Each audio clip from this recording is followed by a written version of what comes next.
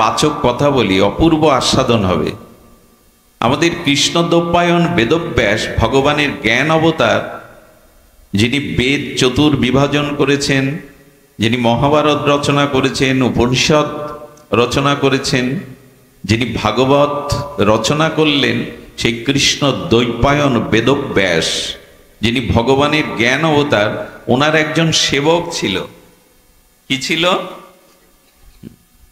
সেই সেবকের নাম দাস।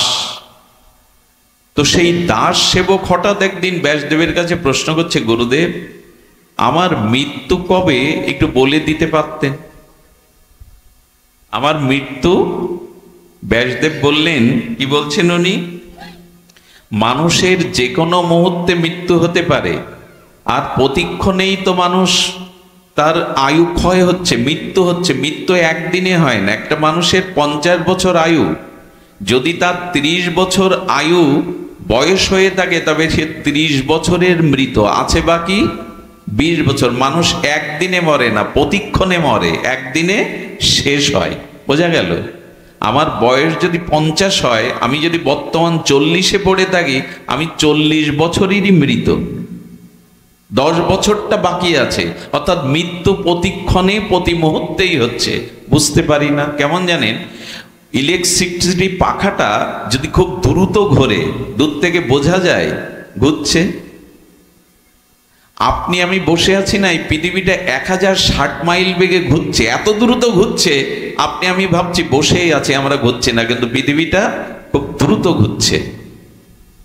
দ্রুত ঘোরা জিনিসকে বোঝা যায় না। দূর থেকে ফ্যানের পাখাটা দেখবেন, বোঝা যায় না যে ওটা চলছে কিনা। তো দূর থেকে এরকম মনে হয়। তেমন আমাদের আয়ু প্রতিক্ষণে মৃত্যু হচ্ছে। বললেন, কবে মৃত্যু হবে বা আরো কতদিন বাঁচবে? ব্যাসদেব বলছেন, এটা না ভেবে যাতে মৃত্যুটা সার্থক হয়, তাই ভগবানের চিন্তা করো। কখন মরবে এটা ভেবে উদ্বিগ্ন হয়েও না, আর অনেক দিন বাঁচবে এ ভেবেও আশায় থেকো না। অথচ মৃত্যুটা যাতে সার্থক হয় তার প্রস্তুতি নাও। ভগবান চিন্তা করো, সৎ চিন্তা করো, ঈশ্বরের চিন্তা করো। কিন্তু তা কি আর হয়? দাসজির মনে যখন এভাবে প্রভাব ফেলেছে না, উনি তত্ত্বজ্ঞ, উনি জানেন আমার মৃত্যুটা কবে হবে। বলে, গুরুদেব দয়া করে একটু বলুন। ওর আগ্রহ দেখে তখন বলছে, দেখ, তোর মৃত্যু কবে এটা আমি জানি না, জানে যমরাজ। তো চল, আমি তোকে নিয়ে যেতে পারি, সে সামর্থ্য আমার আছে। যমের কাছে গিয়ে বলছেন, দয়া করে একটু বলুন তো, এই দাসের, আমার যে এই দাসরূপ সেবক শিষ্য, এর মৃত্যু কবে? তখন বললেন, প্রভু, লোকের জানটা, আত্মাটা, প্রাণটা আমি জোর করে দেহ থেকে ছিনিয়ে নিই, এটা আমার ডিউটি। কিন্তু কার মৃত্যু কবে হবে এটা মৃত্যু দেবতা ছাড়া আমিও জানি না। তো যমকে সাথে নিয়ে ব্যাসদেব আর দাস মৃত্যু দেবতার কাছে গেলেন। ইনি যম আর যমরাজের মৃত্যু দেবতার কাছে গেলেন। গিয়ে বললেন, দেখুন, আমি মৃত্যুর দেবতা বটে, কিন্তু ঈশ্বর আমাকে আদেশ দেন, তাই আমি আদেশ পালন করি। এই জন্য ঈশ্বরই বলতে পারেন ওর মৃত্যু কবে। তো ব্যাসদেব, দাস আর কে কে সাথে আছেন? যম এবং মৃত্যু দেবতা। এই 4 জন মিলে ভগবানের নিকটে গিয়ে ব্যাসদেব প্রণাম করছে, প্রভু, একটি বিষয় জানার জন্য আপনার এখানে এলাম, যে এর মৃত্যু কবে আপনি একটু কৃপা করে জানিয়ে দিন। ভগবান বিধাতা তখন হাসছেন আর বলছে, ব্যাসদেব, ও তোমার সেবক ভেবে আমি মনে করেছিলাম তোমার মতো মহাত্মাকে সেবা করছে, ও দীর্ঘদিন বাঁচুক। এই জন্য ওর মৃত্যুটা আমি একটু কৌশল করে রেখেছিলাম। ওর মৃত্যুটা কেমন জানো? আমি বলেছিলাম, ব্যাসদেব, দাস, যমরাজ এবং মৃত্যুর দেবতা, এই 4 জন যেদিন একত্রিত হবে সেই দিন ওর মৃত্যু। এবং আমি আর একটা সত্য রেখেছিলাম, ওকে বেশি দিন বাঁচাবো বলে, যে এই 4 জন একত্রিত হয়ে যেদিন আমার কাছে আসবে সেই দিনই ওর মৃত্যু। আমি চেয়েছিলাম ও জগতে কিছুদিন থাক, তোমার সেবা করছে, সদ্গুরুদেবের সেবা করছে।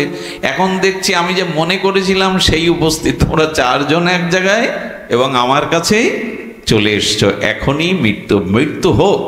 আমরা মৃত্যুকে, অবশ্যম্ভাবী মৃত্যুকে, নিশ্চিত মৃত্যুকে, ধ্রুব সত্য মৃত্যুকে এড়াতে পারবো না, কিন্তু মৃত্যুর প্রস্তুতি আছে তো।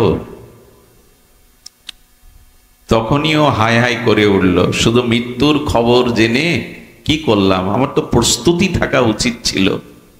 এই জন্য মৃত্যু অবশ্যম্ভাবী হলেও, নিশ্চিত ধ্রুব হলেও আসুন আমরা চেষ্টা করি যাতে মৃত্যুটা সার্থক হয়। মৃত্যু সার্থক হয় কিভাবে? আমি দুটি রাস্তার কথা বলছিলাম। এক হলো সংসারের বস্তুর প্রতি আসক্তি কমানো, কারণ এতে সুখ নাই, এতে শুধু দুঃখ আর দুঃখ, এই ভেবে কমানো। আর দ্বিতীয় পথটা বেশ সরস, দ্বিতীয় পথটা খুব রসের। সেই পথটা হলো সর্ব মাধুর্যময় আনন্দ সিন্ধু, মাধুর্যের সিন্ধু শ্রী ভগবানের চরণে আমাদের আসক্তিটা, প্রীতিটা যাওয়া।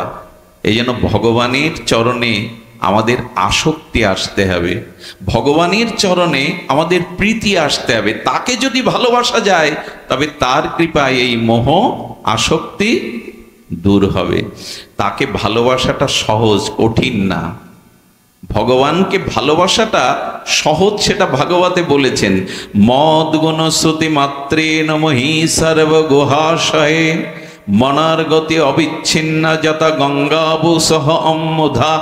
আহা, ভাগবতের এই দিব্য শ্লোকে ভগবান বলছেন, তোমার মনের গতি আমার দিকে যাবে, একটা কাজ করো, মদ গুণ শ্রুতি মাত্রেন, আমার গুণগাতা ভক্তমুখে শ্রবণ করো, তাহলে আমার প্রতি তোমার মনের গতি চলে যাবে। ভক্তমুখে আমার নাম রূপ মহিমা শ্রবণ করো। আচ্ছা, পৃথিবীতে সব থেকে বেশি শক্তিশালী কি? শব্দ। পৃথিবীর সব থেকে বেশি শক্তিশালী কি? বন্দুক কামান নয়। পৃথিবীর সব থেকে বেশি শক্তিশালী হলো শব্দ। এই জন্য শব্দকে ব্রহ্ম বলে, শব্দকে ব্রহ্ম বলে। দেখুন শব্দের শক্তিটা একটু বলি, শব্দই ব্রহ্ম, শব্দই শক্তি। আপনারা জানেন কোন দেশের স্বাধীনতা আন্দোলনে একটা শব্দ ব্যবহার হয়, যেমন ভারতবর্ষ স্বাধীনতা হয়েছিল বন্দে মাতারাম এই শব্দটার দ্বারা, এবং বিপ্লবীরা দেশ মাতাকে মুক্ত করবার জন্য এই শব্দটার জন্য বুলেট বুকে পেতে দিয়েছিলেন, শুধু একটা শব্দ। আমাদের এই বাংলাদেশ স্বাধীনতায় একটা শব্দ প্রয়োগ হয়। শব্দই যে শক্তি সেটা আমরা অনুভব করি। আচ্ছা, অনুভব করি কিনা দেখুন, আপনাকে আমি মুখের দুটো বাক্য বলবো, অর্থাৎ গালি বা আপনাকে অপমানসূচক কথা বলবো, এতে আপনার রক্ত উঠে যায় কেন, মাথায় প্রেশার বেড়ে যায় কেন? শব্দই তো বললাম। আপনার মস্তিষ্ক গরম হয়ে গেল, আপনি ক্ষিপ্র হয়ে গেলেন, আপনার ভিতর প্রেশার বেড়ে গেল, কারণ আমি অপমানজনক দুটো কথা আপনাকে বলেছি। শব্দের শক্তি না থাকলে আপনার রক্ত চাঙ্গা করে দিতে পারে, আপনাকে অস্থির করে দিতে পারে, ক্রোধান্বিত করে দিতে পারে। ক্রোধটা আসে তো শব্দ থেকে।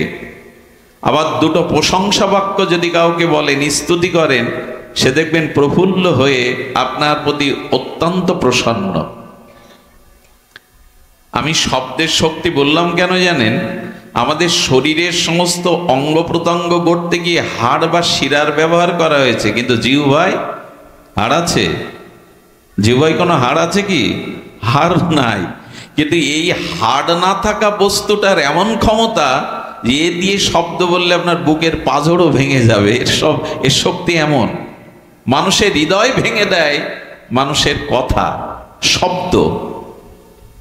এখানে কোনো বাঁশি বাজছে না, কেউ নাচ গান করছে না, এখানে কাউকে দান ধ্যান করা হচ্ছে না, কিন্তু দুটো মুখের কথায় আমরা এতগুলো মানুষ সংসার ভুলে, কামনা বাসনা ভুলে একটা অপ্রাকৃত আনন্দ লোকে বাস করছি। এটা তো শব্দেরই কারণ। জিহ্বায় হাড় নাই, কিন্তু এত শক্ত আপনার হাড় পাঁজর ভেঙে দেবে। কথা এমন জিনিস, 20 বছর আগে করা একটা অপমান মানুষ 20 বছর পরেও ভুলতে পারে না। কথার এমন সব শক্তি। এই জন্য বলছেন এই কথার মধ্যে আবার সর্বোত্তম শক্তি হলো হরি কথায়, ভগবত কথায়। ভাগবত কথায় কেন শক্তি জানেন? যার টাকা নাই, নির্ধনী, সে যদি টাকা টাকা করে 10 বছর জপ করে, ওই জপে টাকা পাবে? পাবে কি? তাহলে কেউ নির্ধনী থাকতো না। কারো পিপাসা লেগেছে, সে যদি জল জল বলে সারা রাত জপ করে, পিপাসা মিটবে? ওই জল শব্দের মধ্যে তার পিপাসা মিটাবার শক্তি আছে? সন্দেশ সন্দেশ বললে জিহ্বায় মিষ্টতা আসবে? আসবে না, কারণ ওই শব্দগুলোর মধ্যে ওই বস্তুর অভাব আছে। কিন্তু কৃষ্ণ বললে, হরি বললে, ওর মধ্যে হরি পাওয়া যাবে, ওর মধ্যে আনন্দ পাওয়া যাবে।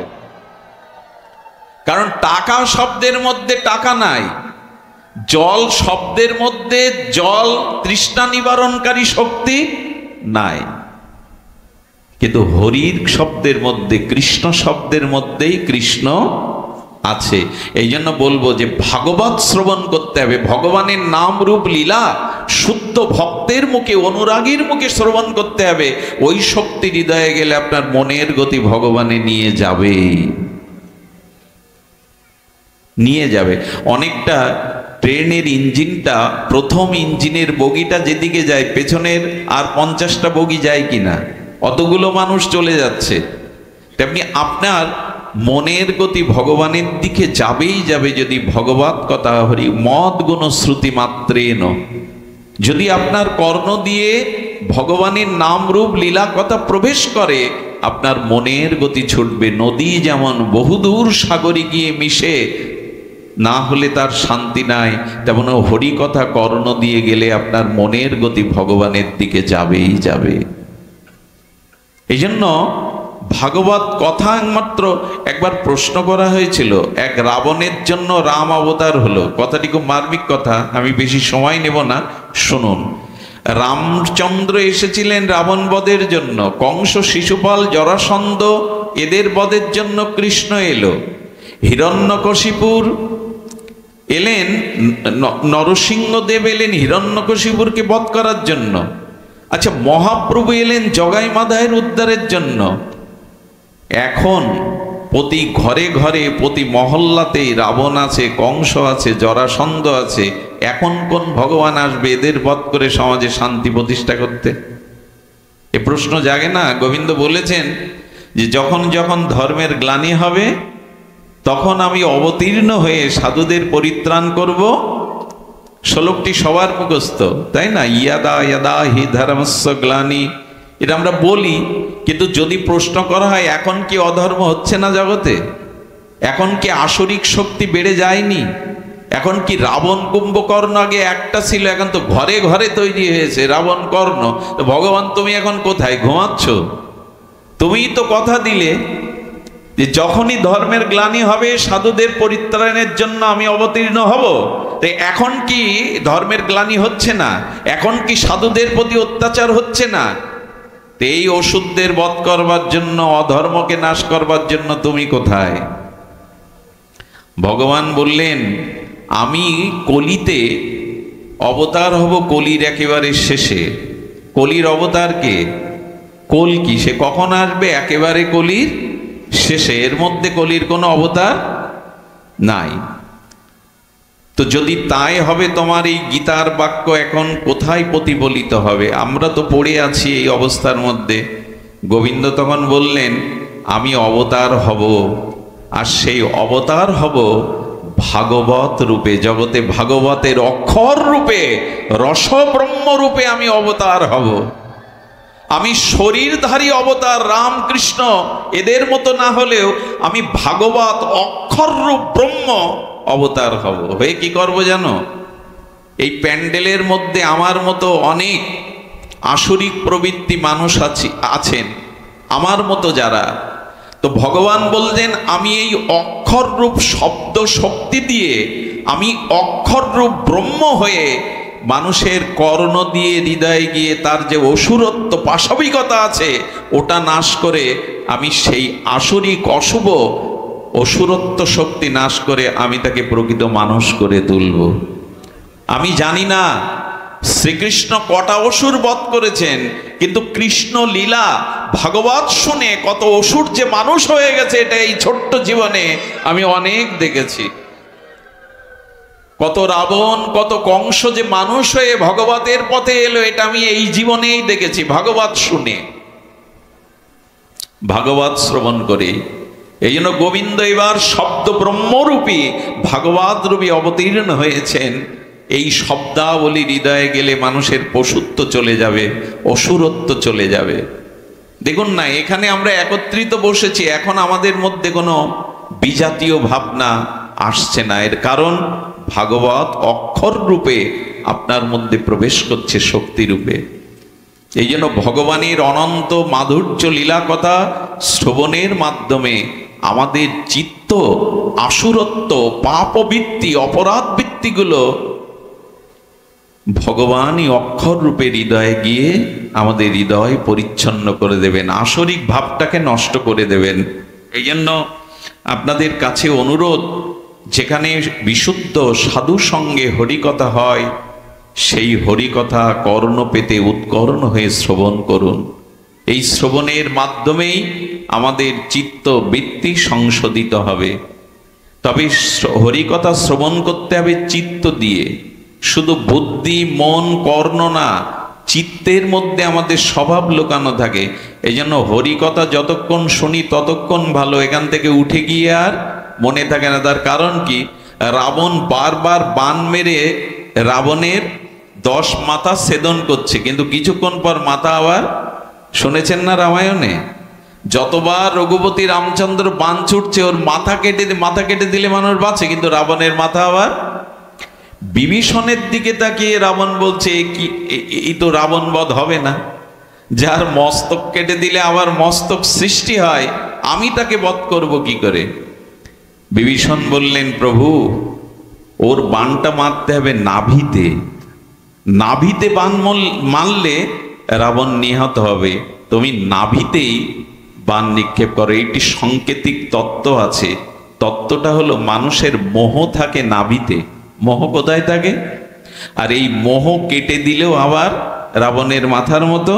এখানে যতক্ষণ শুনি ততক্ষণ ভালো থাকি, আবার সংসারে ফিরে গিয়ে পূর্বের স্বভাব জেগে ওঠে, মোহ আবার যতবার মাথা কাটবে আবার জেগে উঠবে। বিভীষণ বললেন, মানুষের মূল মোহ থাকে চিত্তে, ওই চিত্তকে সংশোধন করতে হবে, ওই চিত্ত মাঝে হরিকথা দিতে হবে। বুদ্ধির দ্বারা, মনের দ্বারা, কানের দ্বারা না, চিত্ত মাঝে।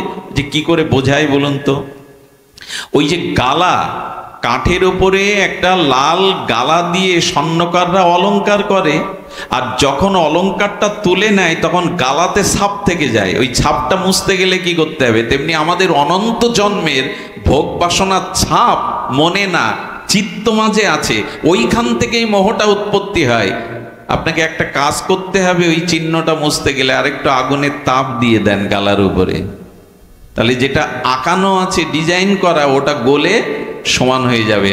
তাই হরিকথা সাধুমুখে হৃদয়ে দিতে দিতে হৃদয়টা যখন দ্রবীভূত হবে, গলে যাবে, বিগলিত হবে, তখনই পূর্বে স্বভাব নষ্ট হয়ে আপনার মধ্যে প্রেমময় স্বভাব জেগে উঠবে। গালাতে হবে, হৃদয় বিগলিত করতে হবে। এই জন্য শুনুন, হরি নাম করে হরিকথা শুনে যদি চিত্ত বিগলিত না হয়, জানবেন স্বভাব সংশোধন কিছুটা ভালো লাগবে, কিন্তু সংশোধন হবে না।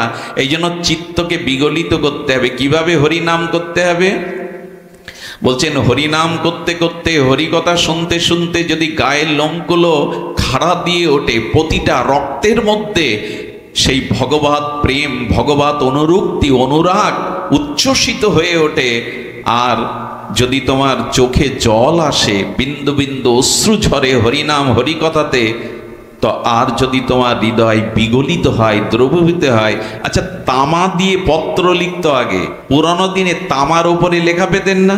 তো শক্ত তামাতে কি লেখা যায়? আসলে তামাটা তাপ দিয়ে যখন নরম করা হতো, তখন ওর উপরে একটা ছাপ দিয়ে দেয়া হতো। যেমন প্লাস্টার করতে গিয়ে একটা দাগ টেনে দিলেন নরম অবস্থায়, ওই দাগটা বহুদিন থাকবে, কিন্তু প্লাস্টার শুকিয়ে গেলে আর দাগ দিতে পারবেন? ঠিক তদুপরি আমাদের হৃদয়টা কঠিন হয়ে গেছে, গলাতে হবে, ওটা গলাতে হবে। এই গলানোই একমাত্র হরিকথা, হরি নামে, হয়।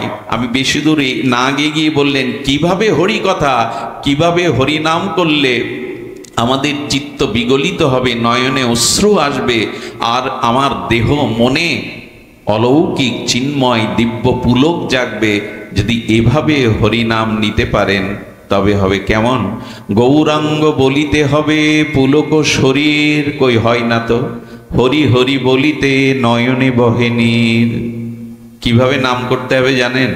আহা, আমি আপনাদের একটু কথা বলি। আজকাল নামযজ্ঞ ওই ফরিদপুর অঞ্চল, আপনাদের এই অঞ্চলে ভাঙা অঞ্চল, নামযজ্ঞ 7 দিন 5 দিন 72 প্রহার হয়।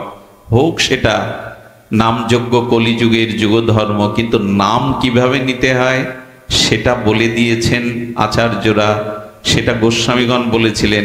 বললেন অনুসংকীর্তনম শব্দটি দিয়েছেন সুখদেব গোস্বামী ভাগবতে। কি শব্দ বলা হলো? অনু উৎসর্গে, মানে পেছনে। অনুসংকীর্তনম, কারো পেছনে থেকে হরিনাম করতে হবে, তবে হরিনাম কাজ দেবে। শব্দটার দিকে ধ্যান দিন। অনু মানে পশ্চাতে থেকে হরিনাম করতে হবে। কার পেছনে হরিনাম করলে, কার পেছনে থেকে হরিনাম করলে হরিনাম কাজ করবে? দুঃখের বিষয়, আজকের নামযজ্ঞগুলোকে নামের স্বরূপকে বিকৃত করা হচ্ছে। নামের যে স্বরূপ তাকে বিকৃত করা হচ্ছে। কার পেছনে দাঁড়িয়ে আমি নাম করব? অনু অর্থাৎ পশ্চাৎ সংকীর্তনাম। এই শব্দটি সুখদেব গোস্বামীর, মানে পেছনে নাম করতে হবে, সামনে একজনকে দাঁড় করিয়ে। কাকে? তো সামনে দাঁড় করিয়ে কি হিন্দি গানের সুরে, সামনে হিন্দি গানের সুর রেখে চটুল সুরে নাম করব? পাকিস্তানের কাওয়ালির সুরে নাম করব? এইগুলোই তো চলছে এখন নামের আসরে, এইগুলোই তো চলছে। কার পেছনে নাম করতে হবে সেই নাম ঈশ্বরের কাছে পৌঁছাবে, আমার হৃদয় দ্রবীভূত হবে, আমার অনন্ত জন্মের স্বভাব সংশোধন হবে। কোন হৃদয়ে নাম করলে? কার পেছনে দাঁড়িয়ে?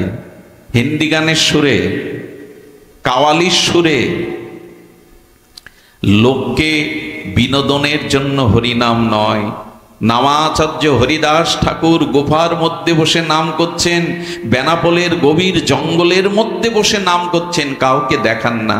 একটা জিনিস বলি, যে ভক্তি বিজ্ঞাপনের জন্য করা হয়, অন্যকে জানানোর জন্য করা হয়, সেখানে ভক্তির ছিটে ফোঁটাও থাকে না। ভক্তি কখনো বিজ্ঞাপনের জিনিস নয়।